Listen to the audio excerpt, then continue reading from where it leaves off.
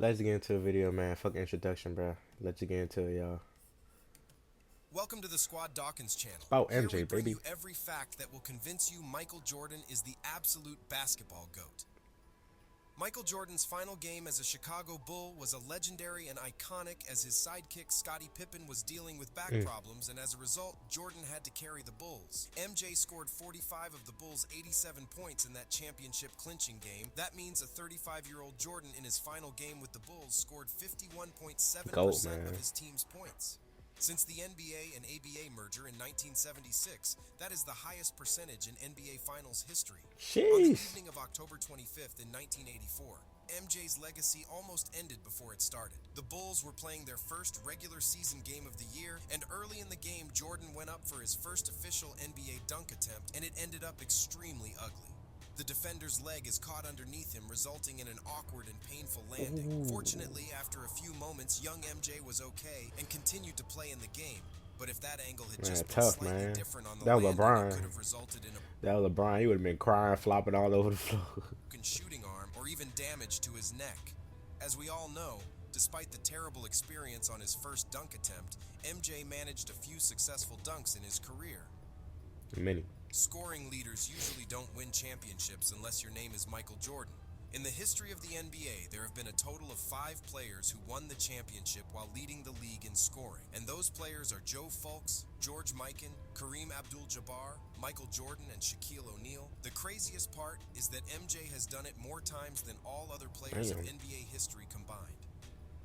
Only 2 players in league I history thought have Bron did averaged that over too. 30 points and over 10 assists in a single NBA Finals series. These are the 2 Oh players who yeah. continue to find themselves on their own list: Michael Jordan I'm and about to say. LeBron James. I knew MJ LeBron did did it it. in 1991 against the Lakers, while LeBron did it twice, in 2017 and 2018 against the Warriors. Michael Jordan I ain't gonna lie. LeBron played his ass off during the finals, bro. I can't cap on that. I cannot cap on that though. absolutely dominated his era, and no stat may better sum up the extent of his dominance than this one. From November of 1990 until his retirement in 1998, MJ never lost 3 games in a row. That's a streak of 632 games, which is easily the longest Sheesh. streak by a Oh, I player ain't in know that. NBA history. Even the super team of the Warriors with Kevin Durant couldn't accomplish that same feat of avoiding a 3-game losing streak in any of their 3 seasons together. And this was one of the greatest and arguably the most overpowered team in league.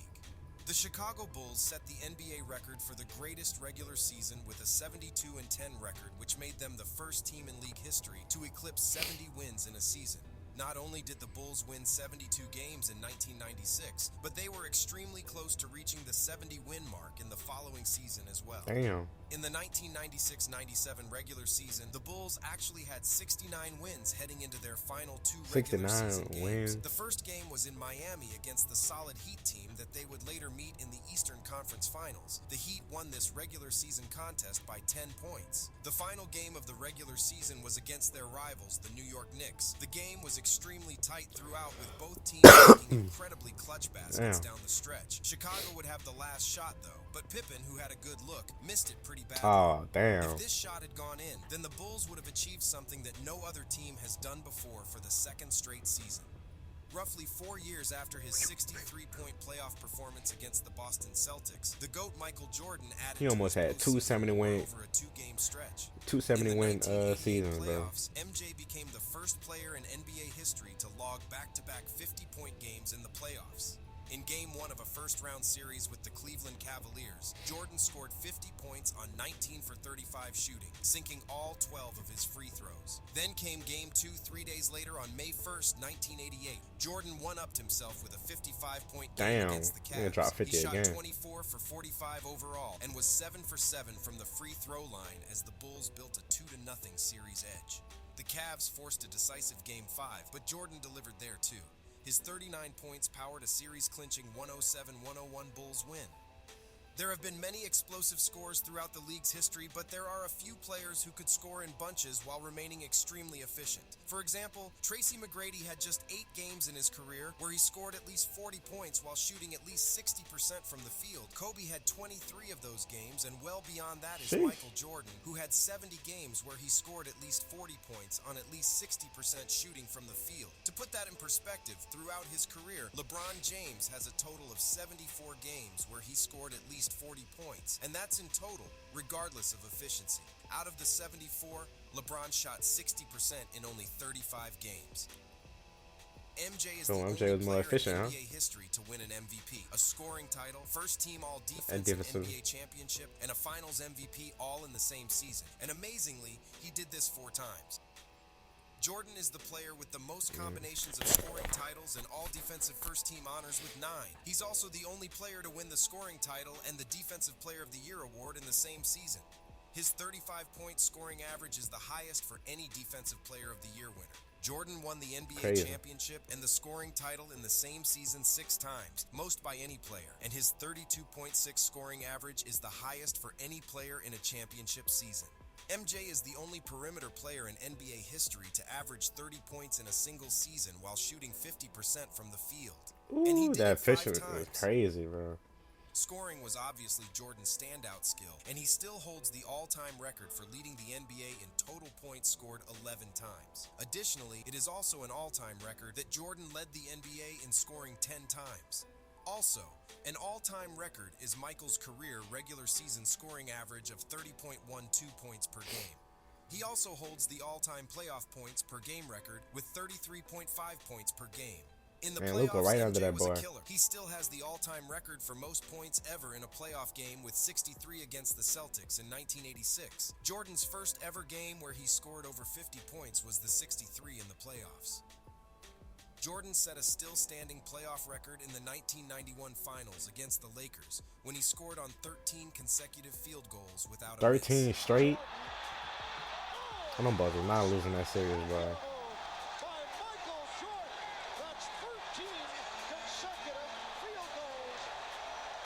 That is a finals record, but it is also an all-time playoff record. Another all-time playoff record MJ still holds is that he made 24 shots from the field against Cleveland in 1988. Against Detroit in 1991, Jordan made 13 free throws in a quarter, which is still an all-time playoff record. MJ holds the all-time record with 8 50-plus point playoff games. He also holds the all-time playoff record for most 40-plus point games with 38. Another all-time record Jordan holds is another playoff record.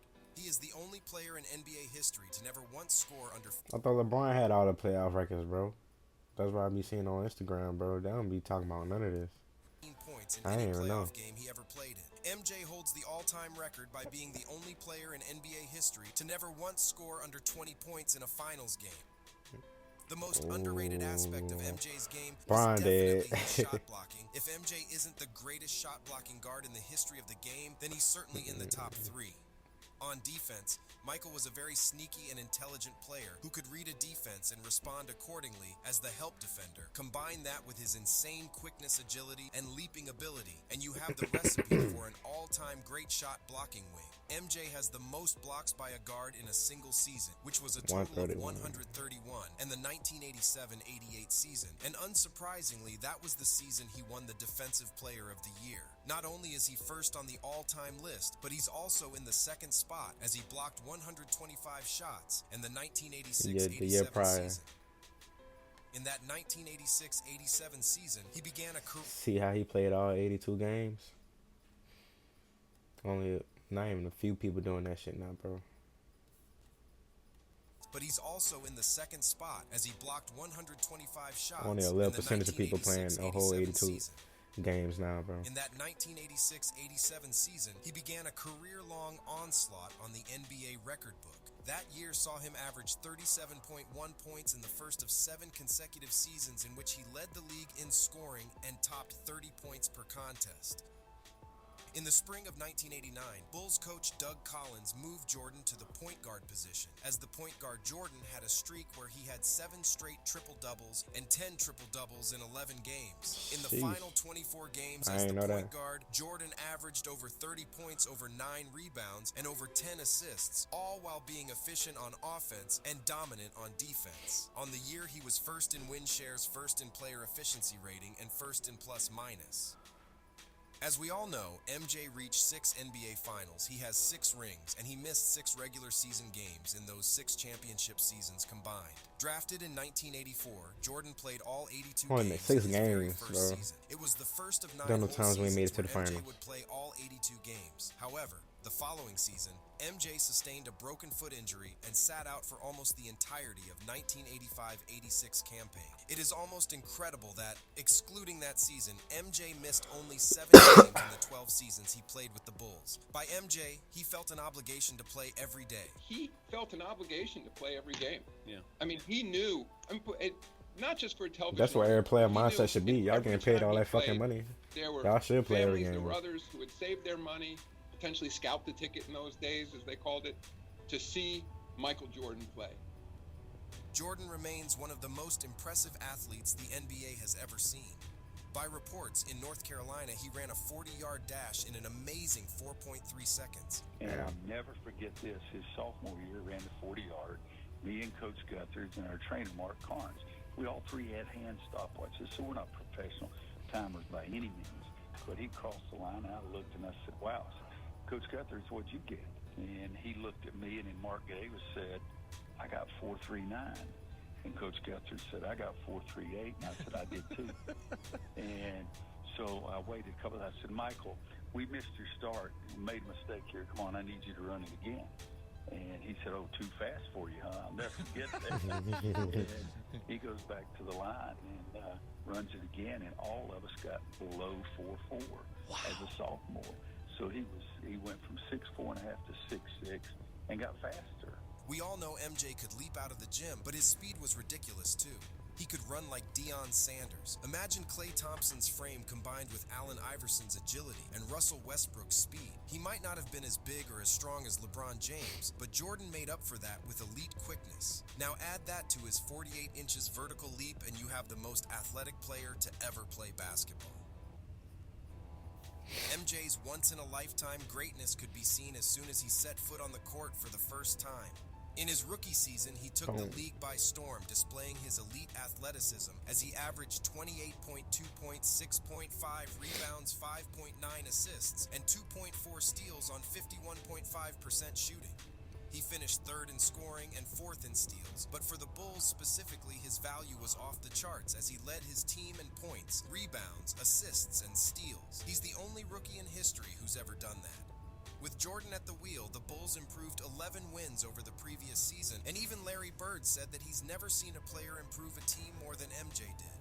Jordan wore number 12 for one game. On February 14th, 1990, Jordan scored 49 points wearing number 12 on a loss to the Magic. The only player in NBA history to score more points in a single game while wearing 12 is Hall of Famer Nigga, well, George random Hill. ass number one day, bro. Jordan's salary in 1995-96 was $3.85 million, which ranked 32nd in the NBA that season. Players with higher salaries that season included Benoit Benjamin, Brian Shaw, Danny Ferry, and Dale Davis. Fuck is them. For his career, Jordan was 9 of 18, shooting in the playoffs on potential game-tying or go-ahead shots in the final 24 seconds of the fourth quarter or overtime. He was a perfect 3 of 3 on such shots in games when his team faced elimination, and 4 of 7 when his team had an opportunity to clinch. By the end of his tenure with the Bulls, Jordan had developed into the game's best mid-range scorer. His final 2 seasons in Chicago, Jordan made Facts, bro. 997 It's crazy how he mid-range kept shots, developing his over game. 250 more than any other player. In his final season with the Wizards, when he turned 40 years old, Jordan dunked 21 times. To put things into perspective, in his final season with the Lakers, the 37-years-old Kobe Bryant has dunked 4 times. MJ's title teams did not blow leads. In the 6 seasons they won the title, they were 42-0 in the playoffs and 210-5 in the regular season, when leading by 10 or more entering the fourth quarter. Jordan was returning to the NBA as a 38-year-old who was trying to get back into basketball shape. The comeback had plenty of physical obstacles as well. Jordan was heading into his return dealing with tendinitis in his wrist and in both of his knees. During a pickup game that offseason, Ron Artest had broke 2 of Jordan's ribs while playing physical defense on MJ. Damn. One day, me and Michael was just like tussling hard. He wanted this position. I'm like, nah, you can't have this position. You know what I'm saying? So when I was trying to deny him and get his arm out the way, my elbow hit him in the ribs. Then his ribs cracked. Jordan would also go on to have fluid drained from his knees multiple times throughout that year. Michael Jordan was joining a Wizards team who had finished the previous season with a 3rd worst record in the entire NBA at 19-63. Despite the fact that they were playing in a much weaker Eastern Conference, they also had the 2nd worst defense in the league in terms of opponents' points per game. The Wizards started the season with a 26-21 record, and on the 47th game, Jordan collided with a teammate and tore his meniscus. He tried to play through the pain and on reduced minutes, but after another 14 games, he had arthroscopic knee surgery to repair the knee, and his season was over. Before Jordan's injury occurred, MJ was averaging 25.1 points per game, 6.2 assists, 5.3 rebounds, and 1.5 steals per game. In his last 20 games leading up to his injury, MJ was averaging 27.5 points per game, 6.4 assists, 5.2 rebounds, and 1.3 steals per game on 44% shooting. In his last 10 games leading up to the injury, MJ was averaging 29 points, 6.6 assists, 6.1 rebounds, 1.2 steals on 47% shooting. Also, before Jordan was injured, the Wizards were on a 47-win pace and were well in the playoff hunt. Up to that point, no team in NBA history had ever been a sub-20 win team and gone on to have a winning record the following season. Aging MJ had the Wizards well on their way up until the meniscus happened. All right, bro, they be down that Jordan man take Wizards one of the season. worst teams in the league and make them competitive, but had it not been for his knee injury, the Wizards Oh, my bad. Something happened on my damn screen. team in NBA But facts though, son, they be trying to downplay this man Wizards had ever team, been a man. He was doing sub-20 good, but he win had team and injuries. gone on to have a winning record the following season. Aging MJ had the Wizards well on their way up until the meniscus happened. Not only did Jordan take one of the worst teams in the league and make them competitive, but had it not been for his knee injury, the Wizards would have had a legitimate shot at the first seed in the Eastern Conference. Jordan started the first 15 games of the 2002-2003 season coming off of the bench. In his second season in Washington, Jordan was the only Wizard to play all 82 games, and he was 40 years old. He also became the only 40-year-old in NBA history to score over 40 points in a game, which he did several times that season. He also became the oldest player in NBA history to average at least 20 points per game. Tell us in the comments, what do you think is the most impressive Michael Jordan fact? And if you enjoy this video, Brian might do it too, but hey, y'all can't keep downplaying Jordan, bro. That nigga the GOAT, man.